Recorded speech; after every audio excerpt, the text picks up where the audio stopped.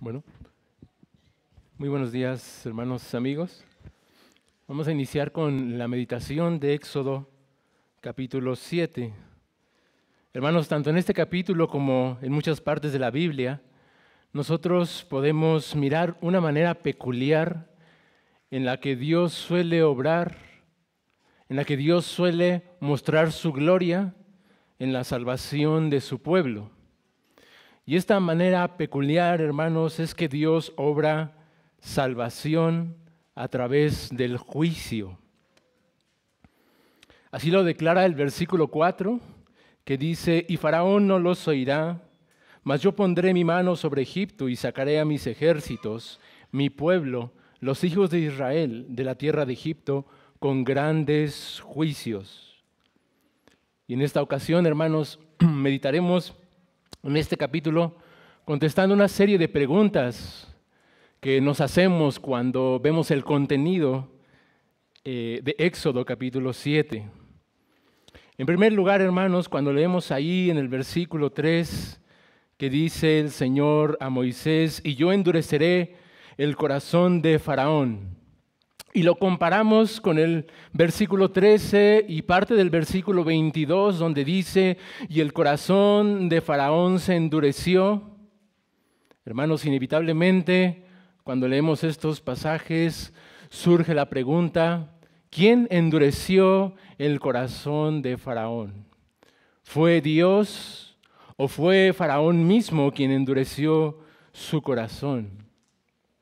La respuesta, hermanos, es sí a estas dos, sí a las dos. Es decir, Faraón endureció su propio corazón y Dios endureció el corazón de Faraón.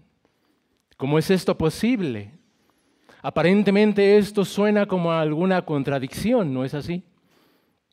Pero no es ninguna contradicción, hermanos, amigos, sino que son dos verdades que caminan juntas.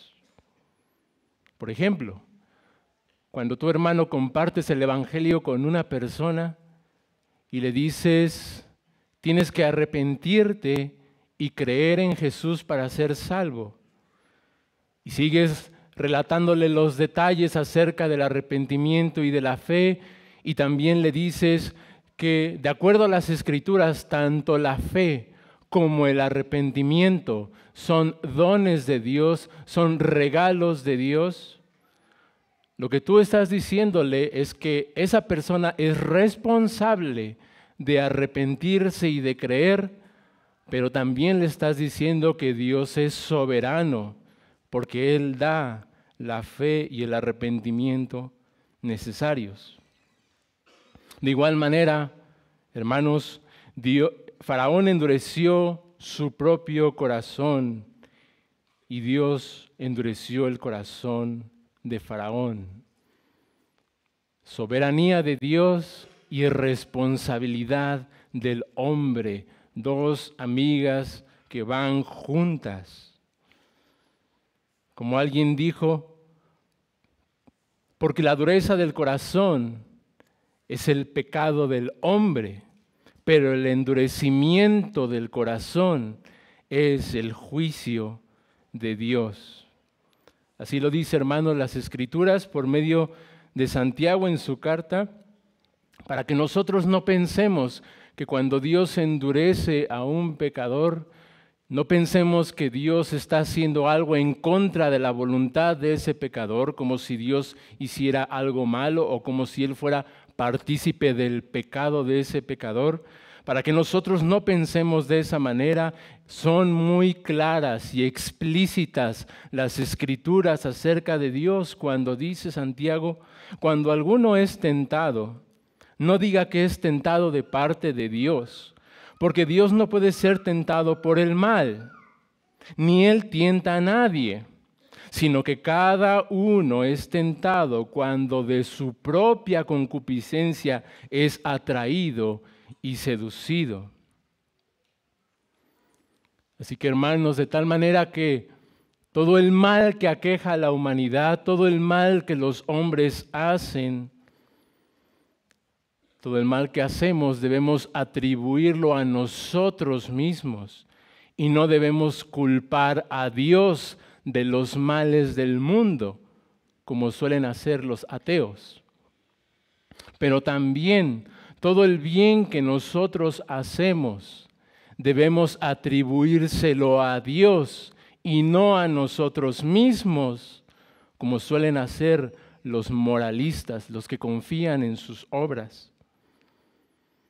Así, hermanos, que cuando Dios endurece el corazón de una persona, como el caso de Faraón, Dios solamente está juzgando, actuando con juicio, endureciendo la mente de los pecadores, endureciendo sus corazones y aplicando el castigo que merecen sus pecados. También la Escritura lo expresa por medio del apóstol Pablo cuando alguien es entregado a Satanás como un juicio de Dios por causa de sus pecados.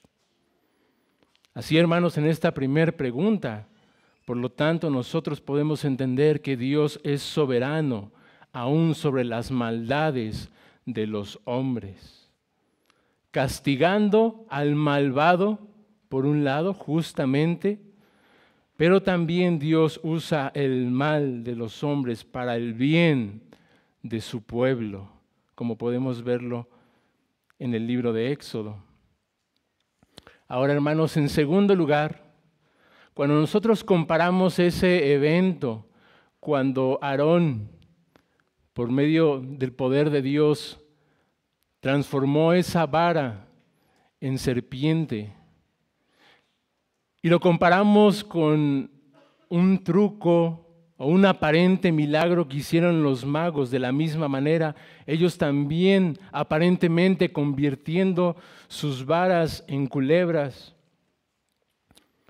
Cabe aquí la pregunta, ¿el poder de Dios puede ser comparado con el poder de las tinieblas? La respuesta claramente, hermanos, es un rotundo no. Pues recordemos, hermanos, si leemos bien el pasaje, que esa vara de Aarón devoró a las culebras, a las varas de los magos, con lo cual vemos que el poder de Dios es superior al poder del diablo, de sus huestes de maldad, de sus ángeles caídos. Y de igual manera, hermanos, en la primera plaga que nos relata Éxodo capítulo 7, es cierto que los magos hicieron un truco, un engaño, en el que aparentemente también convirtieron las aguas del Nilo en sangre, y podemos pensar que igualaron el poder de Dios. Pero si ellos verdaderamente tuvieran un poder como el de Dios, no solo convertirían las aguas en sangre, sino revertirían esa situación, arreglarían eso, porque eso estaba perjudicando a los egipcios. Si ellos tuvieran un poder como el de Dios, ellos hubieran vuelto las aguas a su estado normal, pero no lo hicieron, porque el poder de Dios es superior. Y esto es más claro, hermanos, si continuamos leyendo el resto de las plagas en el capítulo 8, y particularmente a partir de la tercera plaga, donde estos hombres fraudulentos, estos magos, ya no pudieron replicar los milagros de Dios, con lo cual nosotros aprendemos que solamente hay un Dios vivo, único y verdadero. Ahora, hermanos, si esto es evidente para nosotros, ¿por qué para Faraón que estuvo allí no lo fue?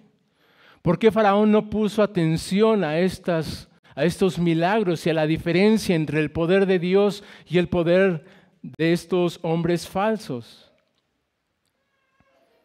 Como dice el versículo 13, y el corazón de Faraón se endureció y no los escuchó, como Jehová lo había dicho. Porque, hermanos, aquellos hombres que odian la verdad aman el engaño. Ellos mismos se ciegan a la verdad y prefieren abrazar el engaño, aunque esto sea evidente. Pues hermanos, por eso hice énfasis en estas aparentes señales o aparentes milagros que hicieron los magos. Algunos llegan a mencionar que quizá no se convirtió verdaderamente en serpiente esas varas, que quizá eso fue un truco, o que realmente no convirtieron estos magos las aguas del Nilo en sangre, sino que también pudo haber sido algún engaño. Ya sea que sea eso, hermanos, o que verdaderamente Dios haya obrado eso para que Faraón creyera en el engaño que estaban obrando estos magos, independientemente de eso, hermanos, Faraón era responsable ante Dios de esto. Dios estaba permitiendo esto para traer juicio sobre Faraón. Él mismo se cegó a la verdad y abrazó la mentira. Y hermanos, en las Escrituras nosotros tenemos una advertencia contra los falsos milagros, las falsas señales de los falsos profetas, de los emisarios de Satanás.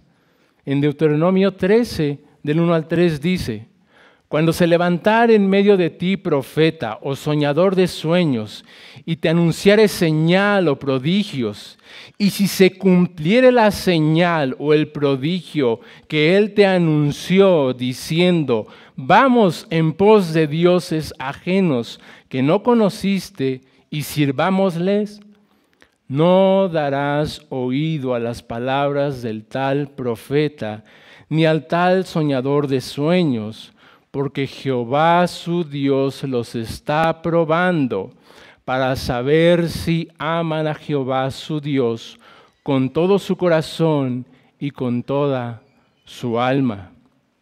Aquí tenemos esa advertencia, hermanos. No debemos dejarnos engañar por esas cosas que aparentemente vienen de Dios. Y así, hermanos, en esta segunda pregunta, entendemos que Dios es soberano sobre los poderes de las tinieblas, sobre el diablo, sobre sus ángeles, sobre huestes de maldad, sobre principados. Estos son instrumentos en las manos de Dios para ejecutar sus santos juicios conforme a sus santos propósitos. Y por lo tanto nosotros como hijos de Dios no debemos temer esas cosas, porque todo eso está bajo el poder y el dominio de Dios.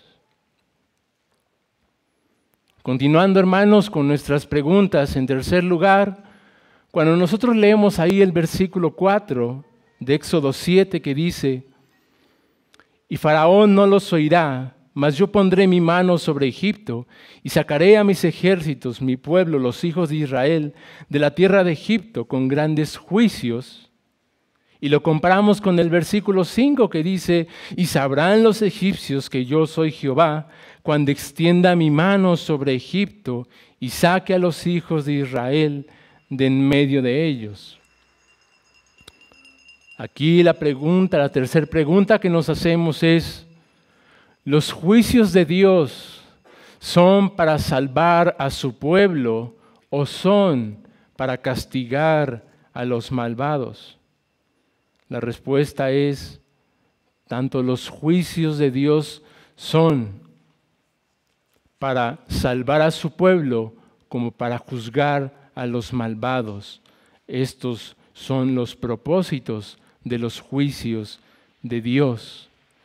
Porque como dije al principio, hermanos, la gloria de Dios en la salvación de las almas suele manifestarse a través del juicio. Pues hermanos, las plagas, o mejor dicho, los azotes de Dios sobre las espaldas de los egipcios, de Faraón y de los ídolos, de los falsos dioses, tenían el propósito de humillarlos. Tenían el propósito de demostrarles quién es el único Dios vivo y verdadero que está sobre los ídolos de los hombres.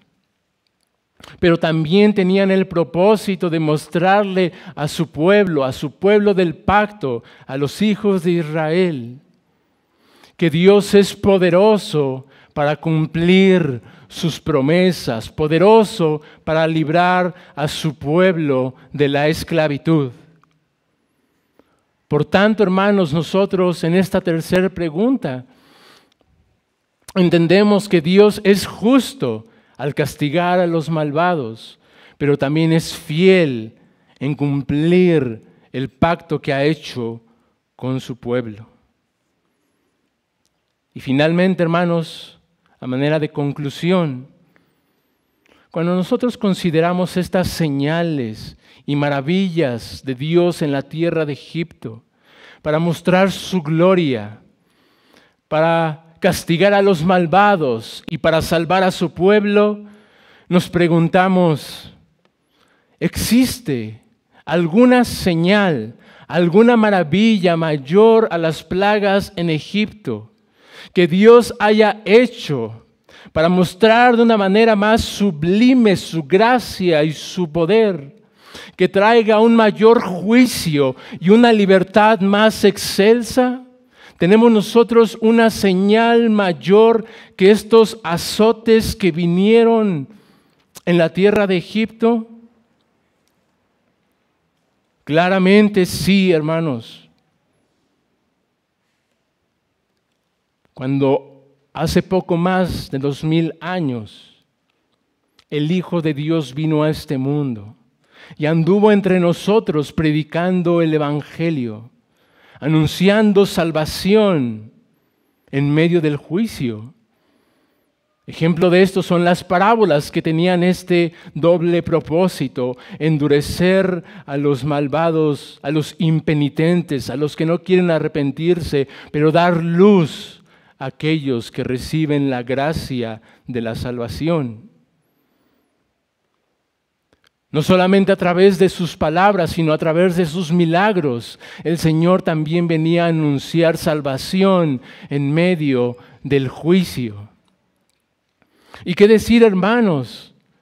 En la cruz tenemos la mayor señal. Cuando el Hijo de Dios fue azotado con las plagas que tú y yo, hermanos, merecíamos llevar, merecíamos ser azotados con esas plagas de la ira de Dios por causa de nuestros pecados, pero fueron sobre Él, sobre nuestro sustituto. Y en eso hubo salvación. Ahí está nuestra salvación. Salvación en medio del juicio. Aún en la resurrección, hermanos, el Hijo de Dios se levantó de entre los muertos, anunciando su victoria sobre la muerte y sobre las potestades de las tinieblas.